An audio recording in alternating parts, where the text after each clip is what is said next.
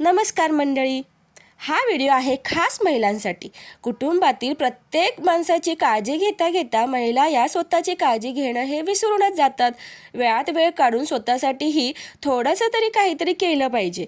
ते काय करावं आणि कसं करावं ते आपण या व्हिडिओमध्ये पाहणार आहोत। व्हिडिओ शेवटपर्यंत नक्की पहा। महिलांसाठी खास टिप्स: वाढत जाणारे वजन, दुखणारे गुडघे, पित्तांचा त्रास, कंबरदुखी, पाळीचा त्रास, कमी हिमोग्लोबिन, दम लागणे, टाचा प्रचंड दुखणे, रात्री झोप न येणे, अनामिक दडपण जाणवणे, केस गळणे, भेगा पडणे, त्वचा कोरडी होत जाणे, अशा असंख्य तक्रारी शरीरात मुक्कामी येऊ लागतात।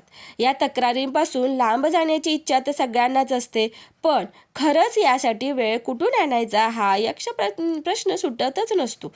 या सगळ्या फायर फायटिंग लाईफस्टाईलमध्ये जर आपलं निरोगीपण टिकलं तरच या अष्टभुजा नारायणीचा वरदहस्त मिळून सुपर वुमन होता येईल। महिलांनी निरोगी राहण्यासाठी आहारात फायबरयुक्त भाज्या, फळे आणि सकस प्रथिनांचा समावेश करावा। दररोज 30 मिनिटे व्यायाम करावा, पुरेसे पाणी प्यावे, कॅल्शियम आणि लोहाची कमतरता टाळावी आणि मानसिक आरोग्यासाठी तणावमुक्त राहणे आवश्यक आहे।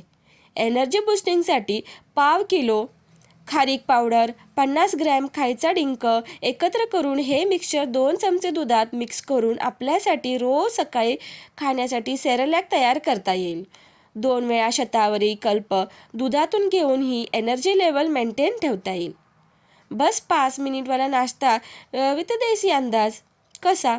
नाश्ता कंपल्सरी प्रकारात घेऊन त्यासाठी मेथकूट भात, तूप साखर पोळी, लोणी साखर पोळी, राजगिरा लाही व दूध, लाह्यांचे पीठ व ताक, नाचणी पेज किंवा खीर, भाकरी भाजी, पुलाव, थालीपीठ, उपमा, शेवईचा उपमा यासारख्या अस्सल देशी मेनू नक्की करायच्या।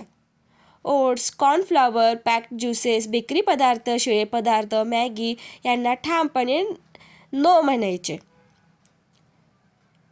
किचन क्लिनिक: फोडणी करताना हिंग, मेथीदाणे, हळद, कढीपत्ता, पानांची पावडर भरपूर वापरून हाडांचे विकार आणि पाळीचा त्रास दूर करू शकतो।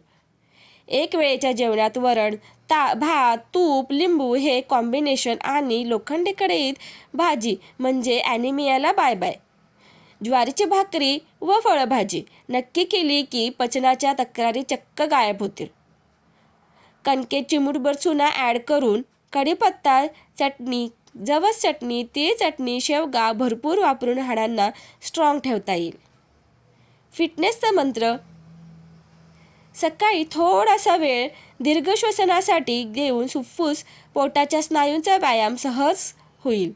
सकाळी उठल्यानंतर किंवा संध्याकाळी जेवणाआधी 2 तास दिवसभर वापरायची चप्पल ही चामड्याची घेऊन रोज त्यावर एरंडल तेलाचा कापसाचा बोळा फिरवून ती चप्पल दिवसभर वापरून टाचदुखीला कायमचा निरोप देऊया।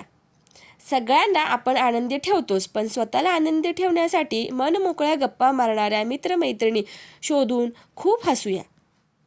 आपल्यात लपलेल्या सुप्त गुणांना, मनाच्या खोल कप्प्यात दडलेल्या आवडीला या निमित्ताने वर काढूया। स्वतःची ओळख घडवून आणूया। निरामयतेच्या वाटेने जाता जाता फिरुनी नवे जन्मेन मी हे प्रॉमिस स्वतःशीच करूया।